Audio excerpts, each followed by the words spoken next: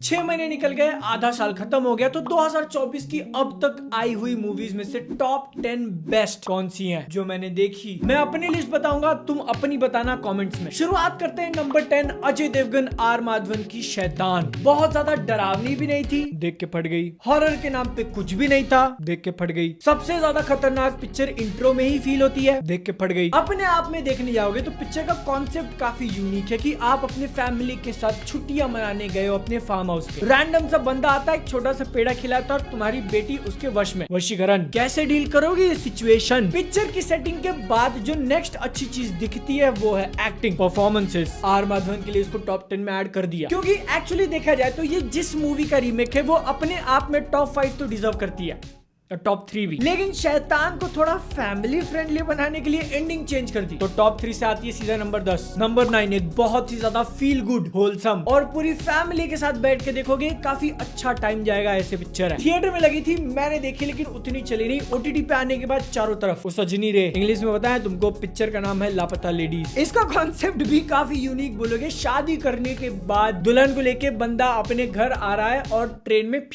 Wife की अदला बदली, खुद की बीवी हो गई है तो थाने में रपट लिखाने जाता है और वहाँ पे एक ही फोटो है घूंघट के अंदर। Well done my boy. गांव देहात की एकदम ही ऑथेंटिक रियल से रील फील करवा देने वाली सेटिंग, फिर भी बहुत सारे मैसेजेस देने की कोशिश की है आजकल की जनरेशन जो शहरों में बैठ के सीख सके। एंड काफी अच्छे नोट पे होती है। रवि किशन के लिए तुम सैल्यूट मार सकते हो और थोड़ा बहुत आंसू भी निकल सकते हैं। नंबर 8 इसके लिए हम लोग चलते हैं वापस बैक टू हॉरर। और एक्चुअली हॉरर के नाम पे बहुत ज्यादा हॉरर इसमें भी नहीं है, लेकिन शैतान से ज्यादा। आधे से ज्यादा टाइम तो मेरी इस बात को सोच के फटी हुई थी कि क्या नहीं दिखा रहे, कौन है वो, कहाँ से आया है, बहती आवाज से जरा ढूंढो।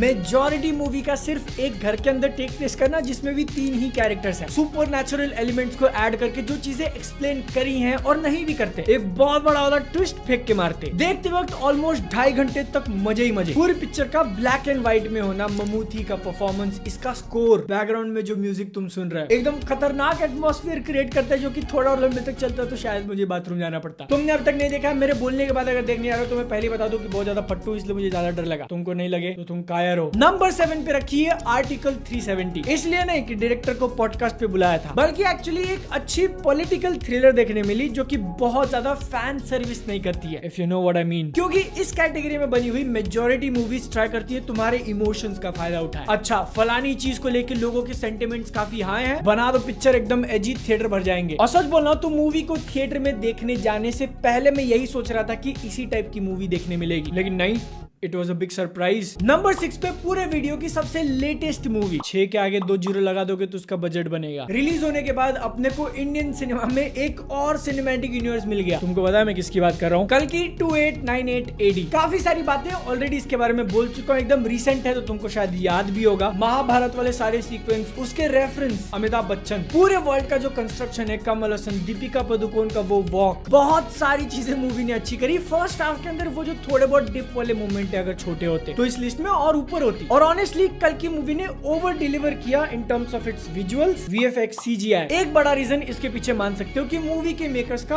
अच्छा नॉलेज था टेक्नोलॉजी के बारे में। इतने पैसों में क्या, कैसे और कितना पॉसिबल है, वरना सेम अमाउंट में एक दूसरी पिक्चर बनी थी। फिर से उस तरफ नहीं जाते, क्योंकि इंपॉर्टेंट बात यह है कि टेक्नोलॉजी का ज्ञान होना इंपॉर्टेंट है। और आज के टाइम में सबसे बड़ा टेक्नोलॉजी है सॉफ्टवेयर। पिक्चर के VFX से लेके AI तक इतना इंपॉर्टेंट स्किल अगर अच्छे से सीखना चाहते हो तो स्केलर ट्राई करना। क्यों?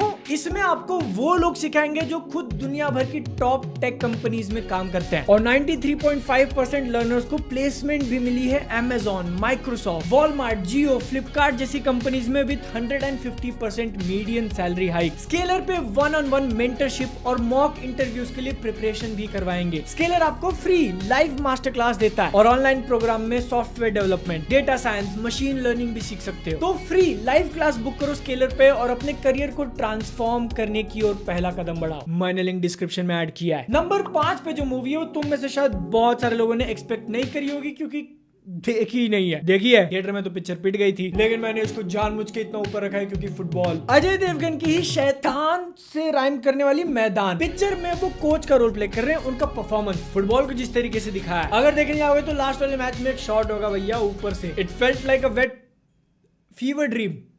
इंडियन फुटबॉल हिस्ट्री में जो गोल्डन पीरियड था 1952 से लेकर 62, उसकी कहानी बताते हैं। और इसका सबसे बड़ा अगर ड्रॉबैक नेगेटिव पॉइंट करने जाओ तो स्पोर्ट्स बायोपिक अगर तुमने अच्छी खासी देख रखी है, काफी सारी चीजें प्रिडिक्टेबल लगेंगी, लेकिन अगर फुटबॉल फैन हो पक्का देखना। Number 4, Imtiaz Ali came back, इस बार रणबीर कपूर के साथ नहीं बल्कि दिलजीत दोसांझ और परिणीति चोपड़ा। एक्सपेक्टेड नहीं था, एकदम से पिक्चर गिराते ओटीटी प्लेटफॉर्म पे चमकीला, जो कि रियल लाइफ में एक सिंगर थे अमर सिंह चमकीला, उनकी लाइफ पे बेस्ड है। वैसे तो है ये भी एक बायोपिक ही, लेकिन जो मैंने नेगेटिव मैदान के लिए बोला वो यहाँ पे अप्लाई नहीं होता। स्ट्रक्चर चेंज करने के साथ साथ जो चीजें इसके अंदर बताई गई हैं वो तुम यूजुअली बायोपिक्स में नहीं देखते, क्योंकि जब वो गाने गाएंगे मोस्टली पंजाबी में होंगे। अगर गलती से एक आधा लिरिक्स समझ गए, यू विल बी लाइक है, तुमको लगता था सिर्फ तुम ही नोटी हो। और क्योंकि इसको देखते देखते कैरेक्टर्स और उनकी मजबूरी से इतना कनेक्टेड हो जाओगे। पिक्चर की स्टार्टिंग में तुमको एंडिंग दिखा दिया था, लेकिन फिर से जब उसको रिविजिट करेंगे, थोड़ा आगे बढ़ाएंगे, अरिजीत सिंह आएंगे और सबको रुलाएंगे। एक आधा डायलॉग इतना सही लिखा है, मन में बैठ जाता है कि हम जो कर रहे हैं वो गलत सही बाद में सोचेंगे। आज अपना टाइम चल रहा है, जब तक हो रहा है पैसे कमा लो। आइडिया बुरा नहीं है वैसे, है स्पॉन्सर वीडियो नहीं होता तो कुछ और बोल चुका होता मैं। इससे पहले की टॉप 3 पे जाए, ऑनरेबल मेंशन, जो की पिक्चरें अच्छी ठीक ठाक थी लेकिन इस लिस्ट में नहीं आ पाई। जिनमें सबसे नीचे रखना चाहूंगा Godzilla X Kong the new empire, ऐसा कुछ तो नाम था। मेरे अंदर वो इंसान अभी जिंदा है जिसको सस्ती मस्ती पसंद है। जब सस्ती मस्ती दिख गई तो उसने सस्ती मस्ती में इसको लिस्ट में ऐड कर दिया। Deal with it. Hrithik Roshan की फाइटर को स्पेशल मेंशन एफर्ट्स डालने के लिए, और इसके स्टार्टिंग में बड़े स्टार्स लेके एक थोड़ा डिफरेंट अप्रोच लेने के लिए। अगर लास्ट के 15-20 मिनट में वो टट्टी नहीं करते तो मे भी ऑफिशियल लिस्ट में भी आ जाती। इनके थोड़ा ऊपर मडगांव एक्सप्रेस। ऐसा बहुत बार लगता है कि हिंदी सिनेमा के अंदर प्योर कॉमेडी मूवीज नहीं बन रही, जो बनती है उनमें मजा नहीं आता। इसने दिलाया था। मडगांव एक्सप्रेस के थोड़ा ऊपर रखना चाहूंगा उस मूवी को जो कि ऑलमोस्ट टॉप 10 में आने ही वाली थी, कैप्टन मिलर। स्टाइल 101 पॉइंट, धनुष 150 पॉइंट, इसका म्यूजिक 200 पॉइंट भाई आज भी सुनता हूँ। Killer killer captain Miller. आखिरी पिक्चर इन ऑनरेबल मेंशंस में जिसको लेके बहुत खुजली मच रही थी कि एटलीस्ट नंबर 10 पे तो रख दूं क्या, लेकिन नहीं रखा क्योंकि वो टेक्निकली पिछले साल रिलीज हुई थी इंडिया में, अब 1-2 महीने पहले ओटीटी प्लेटफॉर्म पे। तो वैसे इसको इस वीडियो में होना ही नहीं चाहिए, लेकिन क्योंकि इतनी अच्छी तो मैं डाल रहा हूँ, गॉडजिला -1 जाके देखो। नंबर 3 जिसको IMAX थिएटर में मैंने देखा था सिर्फ एंजॉयमेंट के लिए, कोई वीडियो बनाने का प्रेशर नहीं, और उसने जो एक्सपीरियंस डिलीवर किया, एक्शन लाजवाब, क्रिस हेम्सवर्थ, चुम्मेश्वरी, Anya Taylor Joy, I see you. लेकिन तुम में से शायद कुछ लोगों को नहीं समझ में आएगा कि फ्यूरियोसा और मैड मैक्स सागा को इतना ऊपर क्यों रखा हो, क्योंकि तुम्हारा चांस मिस हो चुका है इसको थिएटर में देखने का। जिस तरीके से वो सीन्स तुम एक्सपेक्ट करते हो कि अब हो गया, कट कर जाएगी, लेकिन नहीं, पिक्चर होल्ड करती है और उसके अंदर एक्शन डालती है। This is actually an action lovers wet dream. थोड़ा बहुत VFX के इशू लगे थे मुझे, शायद नेगेटिव्स उतने अच्छे से याद नहीं, क्योंकि मैं तो खो गया था इसके एक्शन में। नंबर 2 गेस करो, मलयालम मूवी है मैंजुमेल बॉयज। बहुत सारी अच्छी अच्छी बातें सुनी थी इसके बारे में, थिएटर में जाके जब मैंने देखा तो I was shocked. Survival thriller है जहाँ पे एक इंसान केव में गिर जाता है बहुत नीचे, और उसके 8-10 दोस्त पूरी जान लगा रहे, सारी मेहनत कर रहे हैं उसको वापस निकालने में। सिचुएशन कितना खराब और वो लोकेशन कितना डेंजरस है, इसकी सीवियरिटी मूवी